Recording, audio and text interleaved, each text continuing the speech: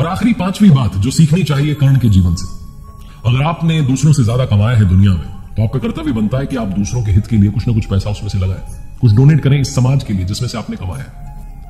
कर्ण सबसे बड़ा दानवीर था, ना सिर्फ उसने मित्रता निभाई बल्कि दानी होने का जो गुण था वो भी जीवन भर निभाया।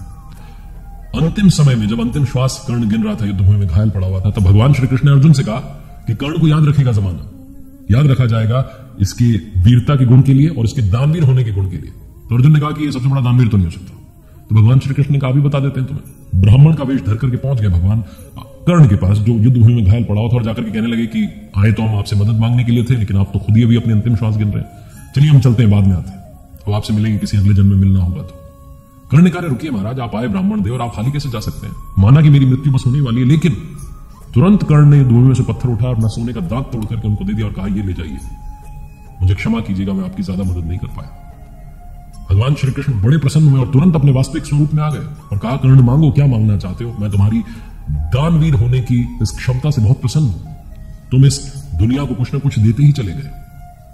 कर्ण ने अपने अंतिम समय में भगवान श्री कृष्ण से 3 वरदान मांगे थे। सबसे पहला कर्ण ने कहा कि मेरे साथ में जिस तरीके का अन्याय हुआ, आप अपने अगले जन्म में सुनिश्चित कीजिएगा कि मेरे वर्ग के लोगों के साथ में अन्याय ना हो। दूसरा कर्ण ने वरदान मांगा कि भगवान आपका अगला जन्म मेरे ही राज्य में हो।